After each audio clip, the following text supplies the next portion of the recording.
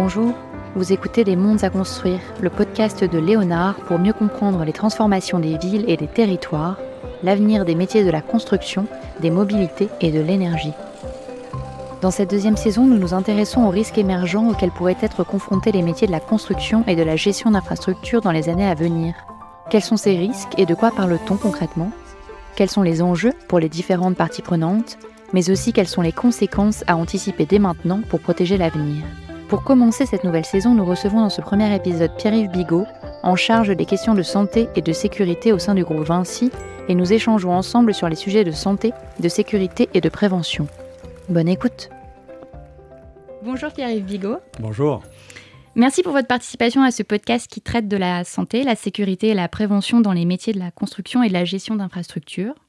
Aujourd'hui, on va plus spécifiquement parler des risques de demain dans les secteurs du BTP et des infrastructures. Mais tout d'abord, une présentation s'impose. Pour ceux qui ne vous connaissent pas encore, vous assurez la coordination des questions de santé et de sécurité au sein du groupe Vinci depuis 2 ans et demi, après avoir passé de nombreuses années en tant que directeur des ressources humaines dans de grands groupes du secteur.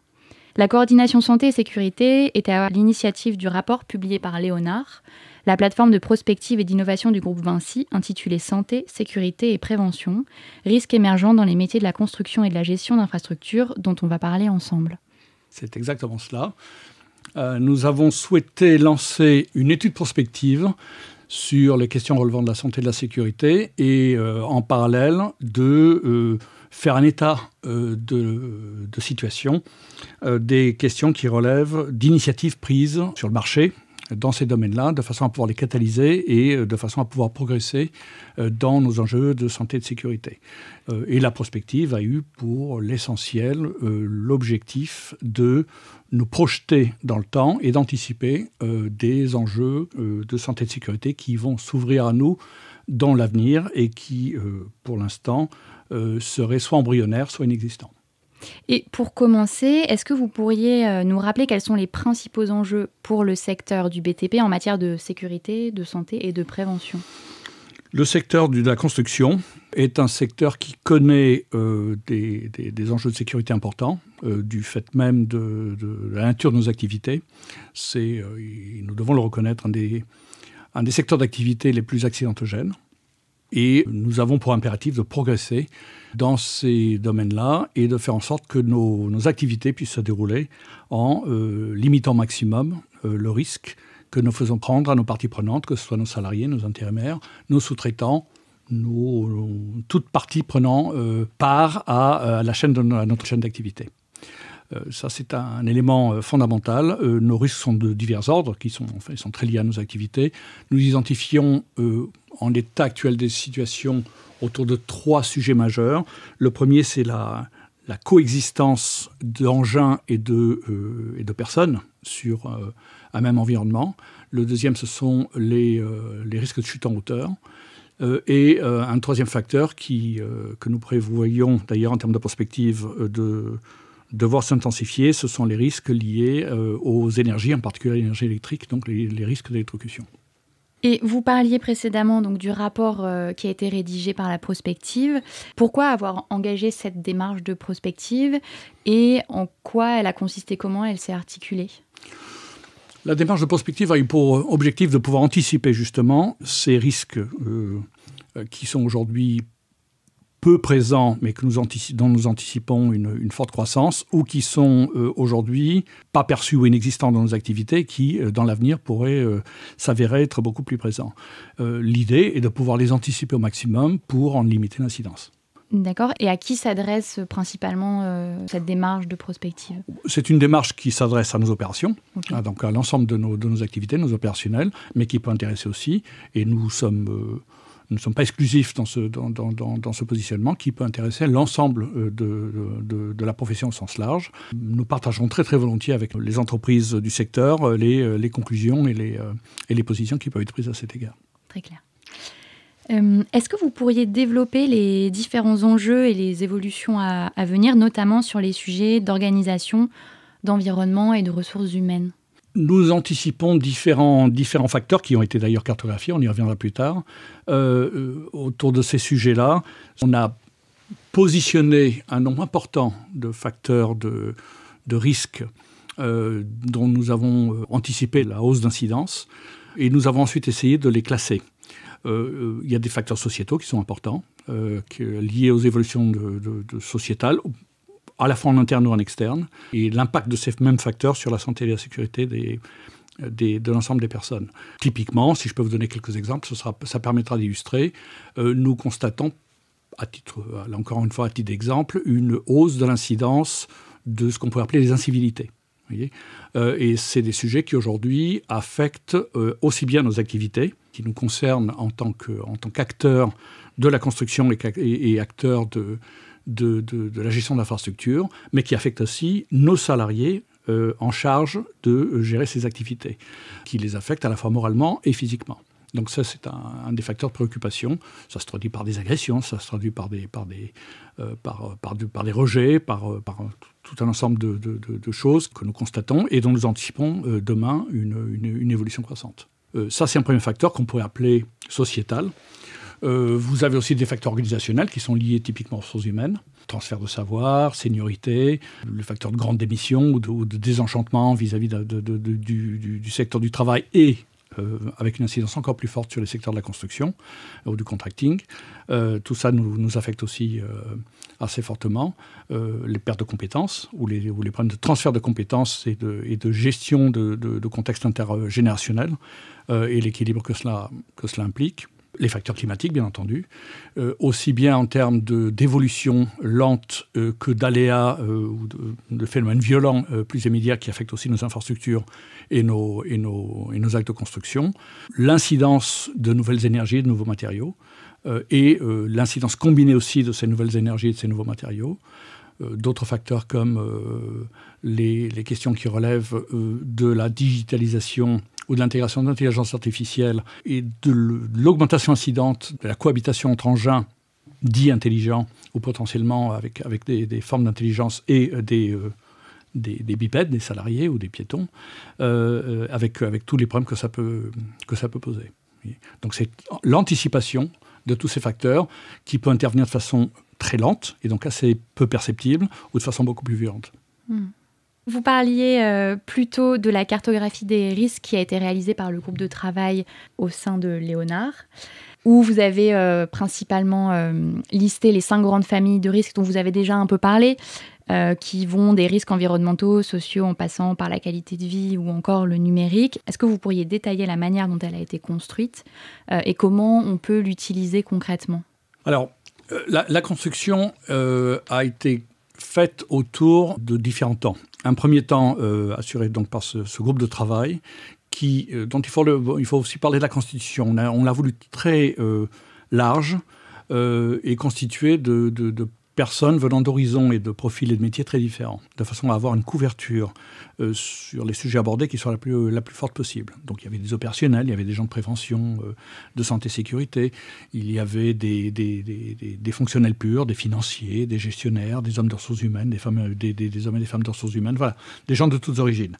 Et nous avons voulu construire cela autour de trois axes. Le premier a été le traitement d'échanges avec des experts de tout environnement, que ce soit des environnements climatiques, des environnements liés à la prévention et à la sécurité, au sujet organisationnel, et des assureurs, des financiers, voilà, des personnes de toutes origines. Nous avons par exemple travaillé avec des assureurs et des gens qui font de l'assurance et de la réassurance et qui nous ont éclairés sur ce qu'ils anticipaient, eux, comme étant des facteurs de risque qu'ils intégraient en fait dans leurs études prospectives et qui allaient impacter leur propre situation d'assureur. Ça a été un grand sujet d'inspiration.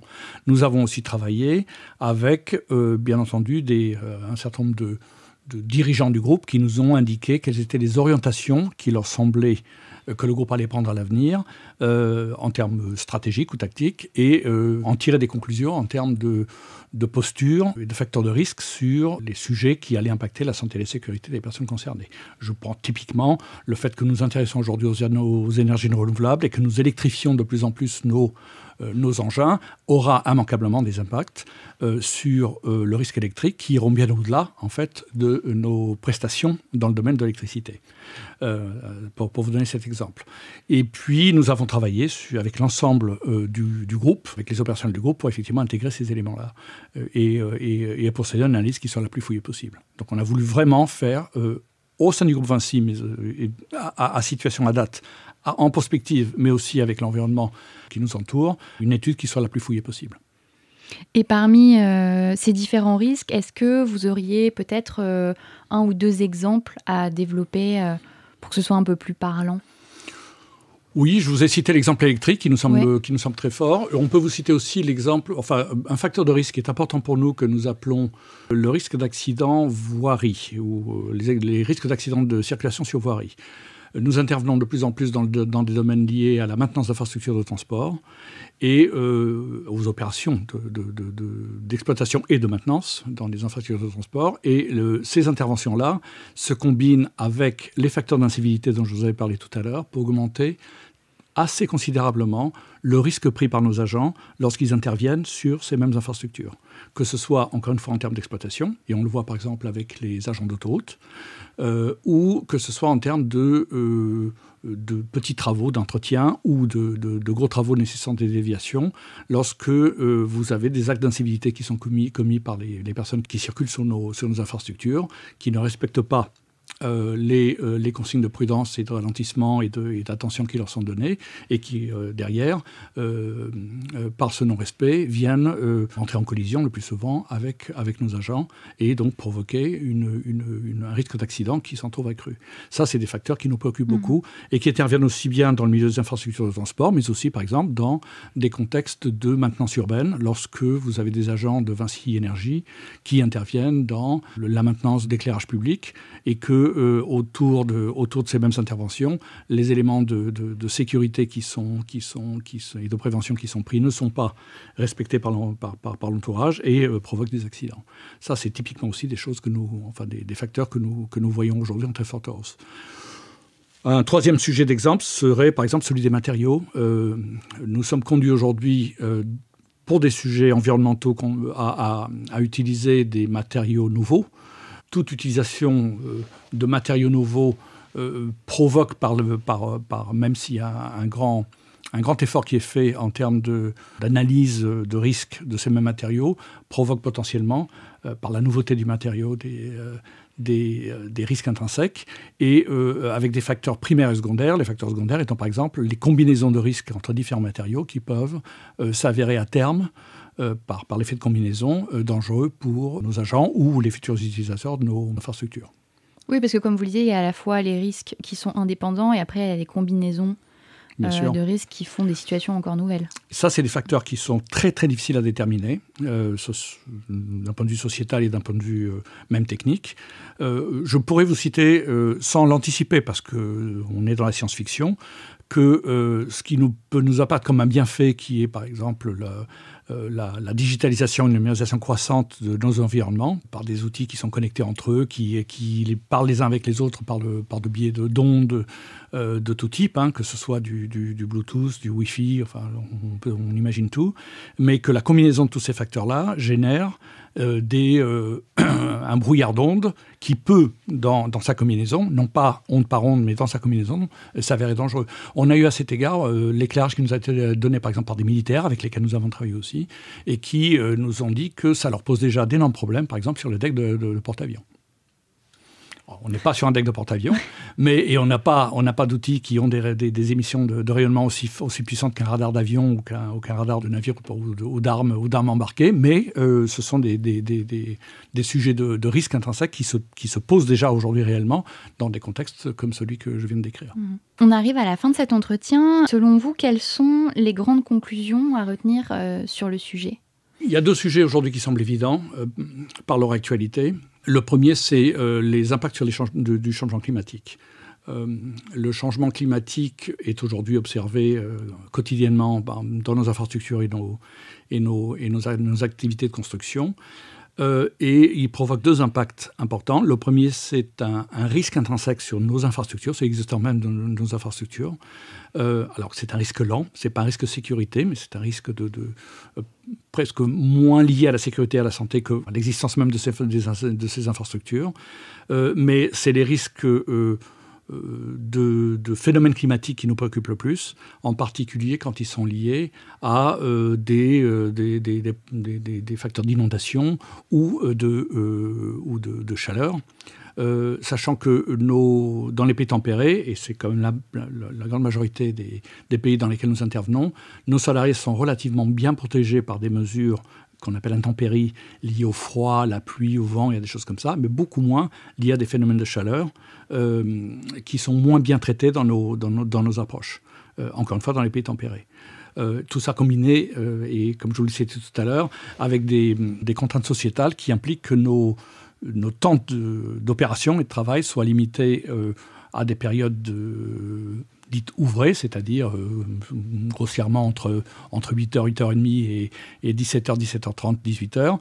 Et donc, l'incapacité que nous avons, toujours dans ces pays à forte maturité, à décaler nos heures de travail de façon à pouvoir travailler sur des horaires un peu plus amènes. Ça nous pose un problème que nous allons devoir traiter à la fois d'un point de vue sociétal. Un autre sujet, c'est que nous anticipons le fait que nos préoccupations aujourd'hui sont plutôt des préoccupations de sécurité au travail et qu'en termes de glissement prospective, les sujets vont devenir de plus en plus des sujets de santé au travail. Moins de sécurité, parce que nous avons progressé, nous continuons à progresser, mais vont apparaître des facteurs de santé qui aujourd'hui ne sont pas nos préoccupations premières et qui vont devenir des facteurs prégnants dans nos préoccupations à l'avenir, liés aux effets de nos activités, aussi bien sur un plan physique que sur un plan psychologique ou mental.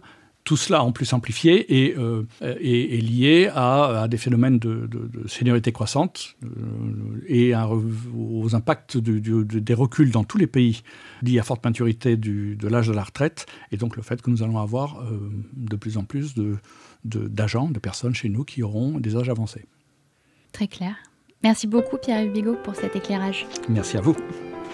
Pour aller plus loin sur certains sujets et certaines thématiques qui ont été abordées dans ce podcast, d'autres podcasts sont à venir, notamment sur les sujets de la santé mentale, de la seniorité et du changement climatique.